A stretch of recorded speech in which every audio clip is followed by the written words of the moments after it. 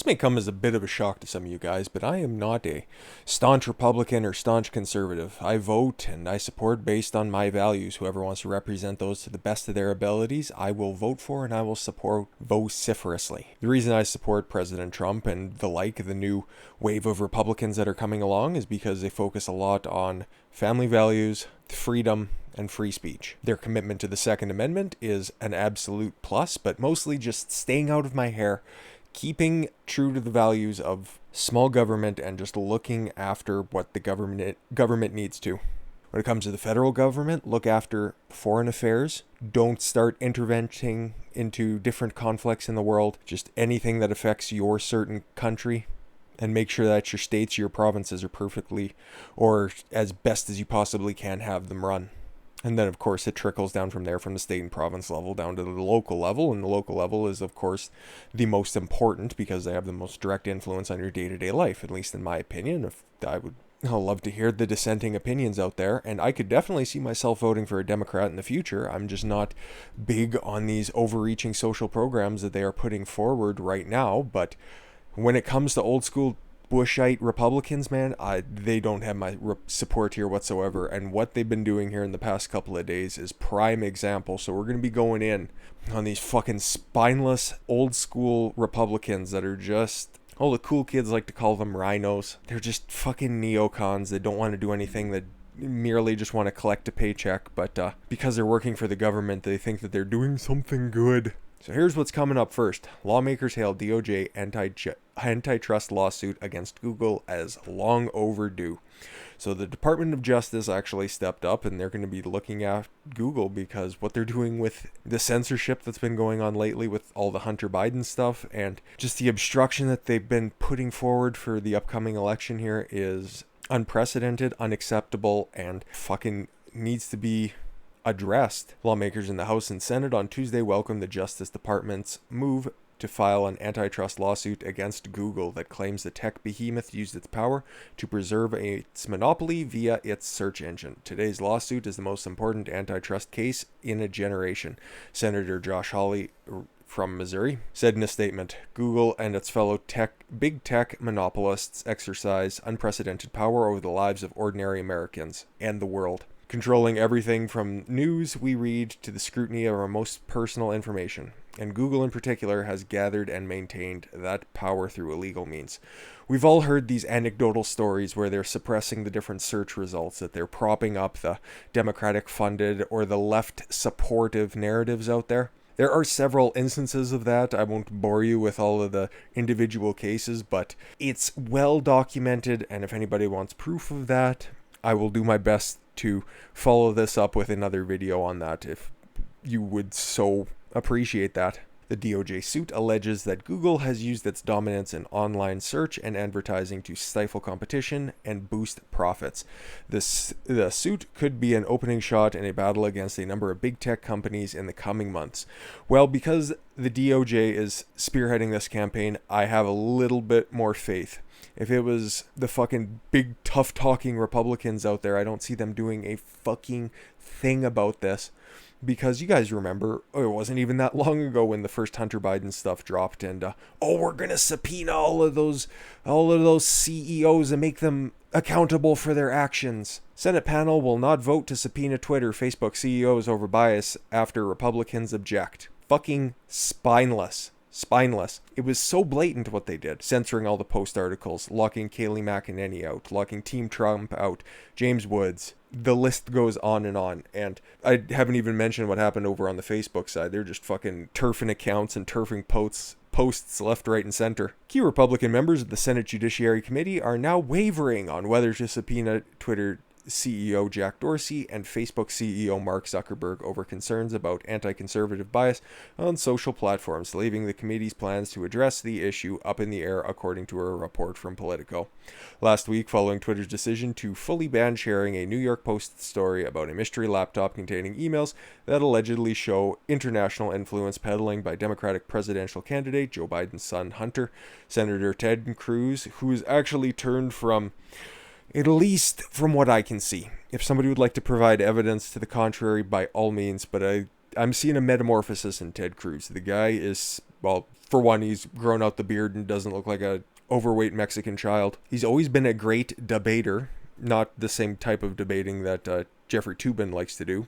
But he has been a lot more vocal and a lot more present on the social media scene. He has his own podcast out there, which is quite an entertaining listen. By all means, feel free to check it out. Verdict, I believe it's called. And he's been making the rounds on the interview circuit, and he's always been very consistent with his views, but he's definitely backed off on the more neocon-y aspects of things. And perhaps it's due to the fact that I'm at least hoping, maybe this is a bit of projection what I'm thinking for the Republican Party. It's more of these fresh faces that are coming in that are on the side of term limits, that are on the side of freedom and, staying out of this shit that doesn't really concern American values. Something that right-wing parties throughout the entire world could definitely do well to emulate.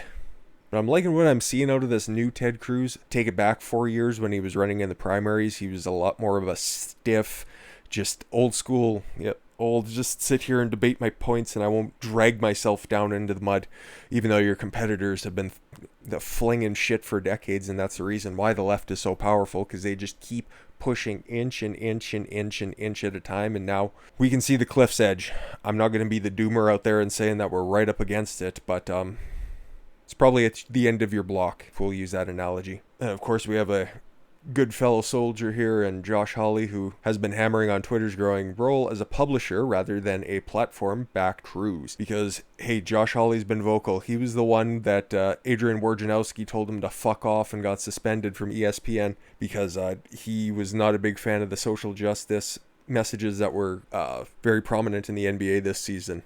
It's one of those things where he wasn't asking for the league to get rid of them. He was saying, if you guys want to put slogans on the back of your jerseys, why not open it up to the other side of the aisle as well and just have non-political statements on there too? Why aren't you guys doing that? I don't see that as being interventionist, but I could hear the arguments for it. Twitter blocked all sharing of the post story and locked the post out of their platform after the outlet published the story, citing its hacked materials policy. They weren't hacked, but failing to demonstrate how the post's reporting related to an incident of hacking. Exactly. After an outcry, Dorsey took to Twitter to apologize for censoring the post's link and claimed Twitter would update its policies, but noted the future policy changes would not apply to the post's situation because it's been fucking very well documented. I've made a couple of videos on it at this point. They're real. Hunter's a crackhead. The old man's corrupt. We're just waiting for more to drip out. Something Hunter has said 1,000 times. So on Friday, last Friday, obviously, Senate Judiciary Committee Chairman Lindsey Graham said the hearing would include a vote on whether to subpoena Facebook's CEO Mark Zuckerberg in addition to Jack Dorsey. This is what was supposed to happen. But during a Tuesday Senate meeting on the subject, though, Republicans reportedly wavered on demanding testimony from tech bigwigs. Can you fucking believe it? I know if you've been in the game long enough, the fucking Republicans always back down. They always give in, and hopefully this is their last hurrah, because there's a lot of fresh faces coming in, and a lot of people that are going to be emboldened by another 4 years of a Trump presidency, and they don't have to kowtow to the old school McCainite, Romney-esque policies of being a border hawk to get elected, and then just snuggling up cozy to the likes of Chuck Schumer and the other moderate leftists. But good for Ted here. Cruz did tell Politico that he plans on hearing testimony from both Dorsey and Zuckerberg, even if he cannot get all Republican members of the Senate Judiciary Committee on board. I hope he follows through on this, because as we can see here, we're just going to go through the evidence. What the fuck's been happening? Facebook blocks 120,000 posts in fight against election misinformation. Who defines what election misinformation does? Well, that would be Facebook and their bankrollers, which, I'll give you 3 guesses. If it took you that long to come up with the name China and the name of top Democrats, well, I advise you to call a lid on your own campaign. Social media giant Facebook has removed 120,000 posts so far as it fights election misinformation and attempts to prevent a recurrence of 2016, when the platform was exploited by Russian agents seeking to sway the results of the presidential election, buying several $100s worth of ads. And it was ad buys on both sides. We've already been through this. Thank you, Fox Business. No wonder Rupert Murdoch thinks that Joe Biden's going to win the election. Yes, he actually said that. In a Sunday interview with the French weekly Le Journal du Dimanche, Facebook Vice President Nick Clegg said the Menlo Park, California-based company had also rejected $2.2 million in ads that were unable to complete the site's authorization process. They continue to go on and blame Russia, but as we know, the only side that colluded with Russia was in fact the Hillary Clinton campaign. Duh. And of course, if yeeting posts isn't enough, if deleting users, if offering them $120 in order to close down their Facebook accounts, which was a real thing, and I've got the receipts. Facebook is paying people to shut down their account ahead of the election. It's an old article from We're living at future speeds 6 weeks ago, beginning of September. As part of the Facebook's latest study on how social media impacts democracy, the company appears to be paying users to log off of its products ahead of the 2020 presidential election, according to new screenshots posted by Washington Post's reporter Elizabeth Dwoskin on Thursday. Earlier this week, Facebook announced that it is partnering with outside researchers to study the impact its social media products have on society during the upcoming U.S. presidential election. Facebook expects around 200,000 to 400,000 users to opt in to the project. Once they've opted in, the company will be able to see how they interact with its products, including both Facebook and Instagram. Well, at least they're nice about their data collection. They're at least paying you this time around, instead of just stealing all your information right off your phone, which is part of the terms of service. As soon as you opt in and download the app, they have access to your phone. That's when all of those, can we have access to your camera? Can we have access to your files? Push notifications show up? Yeah, that's what they're doing, guys. So just in case you didn't quite know that. But yeah, what they're going to be doing, well, it's right now in the petition stage, but don't be terribly surprised if your favorite social media network doesn't have a trending tab coming up in the very near future. Calls for Facebook, Twitter to halt trending sections ahead of the election to gather steam. The letter has more than 6,000 signatures. Calls for Twitter and Facebook to temporarily halt their respective trending features in the U.S. ahead of the 2020 presidential elections are gaining steam with just 2 weeks until Election Day. It's not like everybody doesn't know that they perfectly curate the trending tabs on all of these sites. It's either goofy shit that the kids like, I couldn't sound older with that statement, promoted subjects, or if you scroll down to the bottom, at least I know this one on Twitter, a topic can have, 250,000 tweets in regards to the topic, a certain hashtag, a certain term, and it'll be down at 20, but then up at the top if there's, say a football game, if the fucking Falcons are playing the Packers in a complete fucking blowout and it has 25,000 tweets, it's at number 6 on your trending tab. It's all fucking shit. But we all know November 3rd, November 2nd, everything's just going to be either pro-Trump or pro-Biden, or anti-Trump, anti-Biden. And that's all that's going to be on there. And instead of, having to take out every single Trump hashtag or every anti-Biden hashtag, they're just going to shut the motherfucker down. And you heard it here first. I don't want to get too tin-hatty, but I think that's probably something they're going to be doing, considering, just look what they did with the New York Post for your little bit of information there for your precedent that's already been set.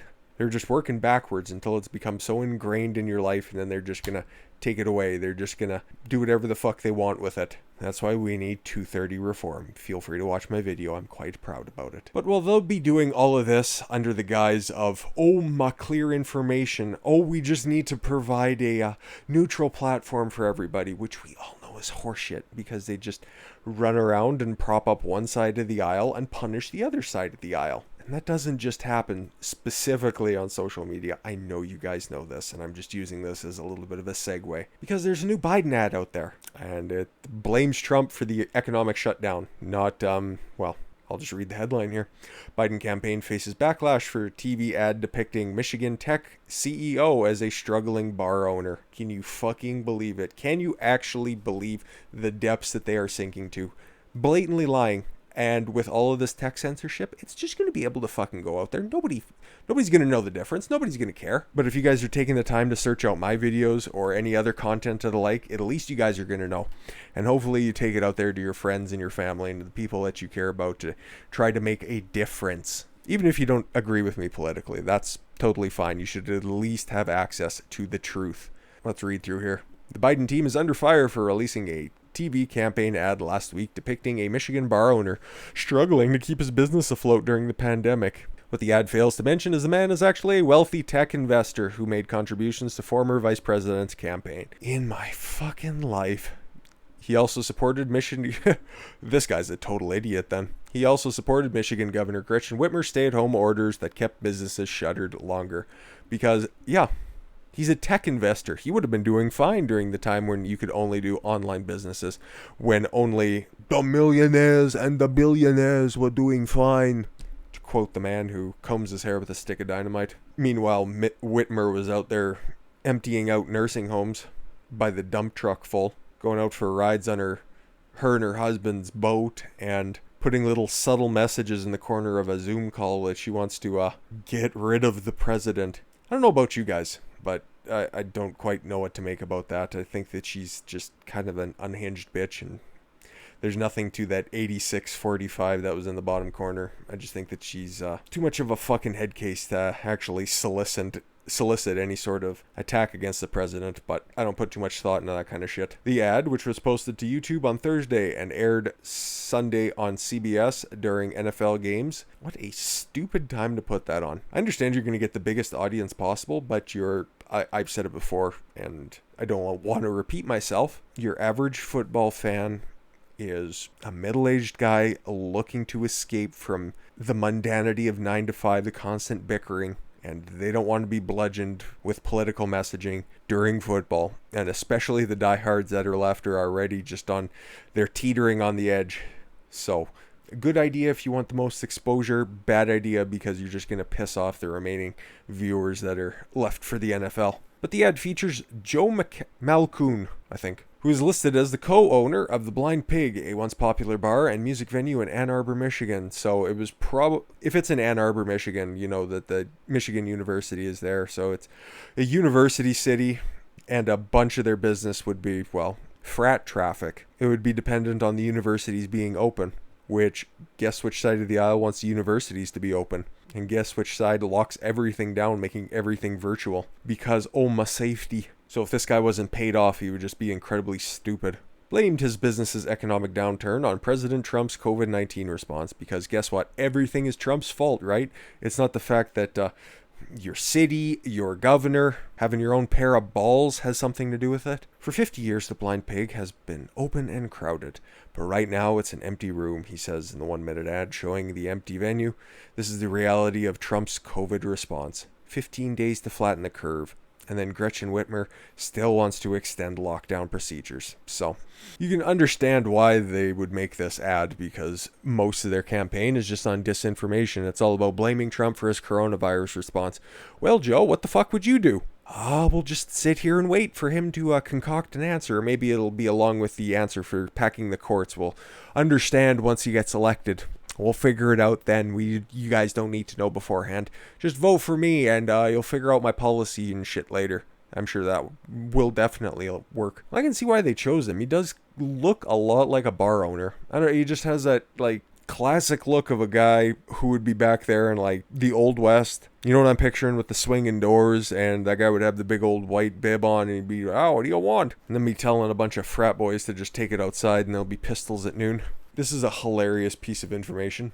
The ad also featured the song Sabotage by Beastie Boys. Does anybody think any of this shit through? Really? You hire a fucking actor to play a part and you use Sabotage. How fucking blatant can you possibly be? Marking the first time the group licensed one of its songs for use in a political advertisement. Well, they can't really go out on tour anymore now, can they? And that's just not a lockdown joke. If you know, you know. What Malcoon doesn't say in the ad is that there's a small chance he'll face financial ruin if the Blind Pig goes under, given he's a prominent angel investor in several local tech companies. In an April tweet, Malcoon also praised Whitmer, arguing she's doing it right by continuing the state's stay-at-home order, which sparked protests and forced businesses like the Blind Pig to remain closed longer. So this guy's just out here trying to get a paycheck. And you know what? Don't knock him for the hustle, but at least don't be a fucking liar, okay, pal? And that's the kind of shit you can expect in the curated world. You hear the stories and you can look up the broadcasts of North Korea TV, and I understand we aren't there yet, you motherfuckers. But it all comes through the scope of the party. It's what the party wants. It's what the citizenry will hear. And social media's job right now is to just prop up the mainstream media. It is to make sure that their death throes are extended as long as humanly possible, and that their message continues to get out there, because for the most part it is tainted. Some journalists do a good job, and most of those journalists at this point have broken off and done their own thing, started their own website, made it big on YouTube, and still seek out the truth. But most of them are just infested with all of these half-wit assholes who graduated with a journalism degree and started out writing listicles, top 10 reasons why Cardi B's WAP is the most important song for our time. And then when your institution gets completely ideologically thrown over, they have nothing left to do but blindly throw their support behind a candidate that they think will further their ideology and ingrain it further into society at large. And that's exactly what the stupid fucking USA Today has finally done. USA Today delivers presidential endorsement for the first time in history. You want to guess who they're endorsing? Joe Jorgensen. USA Today endorsed Democratic nominee Joe Biden Tuesday. Oh darn, I'm so close. Marking the paper's first presidential endorsement in its 38-year history. The USA Today was founded as a nonpartisan journalistic institution, a return to greatness. Somebody who's going to be on either side of the aisle and just report the facts. And now they are blindly supporting China Joe. I don't have faith in mainstream media to right the course. I think that they will eventually die a slow, loud, painful death. I think they will take down everybody they possibly can, hence why they are latching so tightly onto the popular social networks out there. They want to make it as difficult as possible to get rid of them. So if you can continue to vote for these spineless Republicans, and I'm not saying that there aren't some terrible ideas currently challenging them, so you have to weigh your options, definitely. If you have some radical running up against the likes of Lindsey Graham, then take the devil you know instead of the devil you don't, by all means. I'm just saying, next cycle around, primaries matter, kids. But in closing, old school rhinos suck, social media's cucked, and if we don't do something about it, we're going to get fucked. Thank you all very much for the gift of your time. I've been Don Consuelo. I want you guys to follow your gut and get after it. Take care, everyone.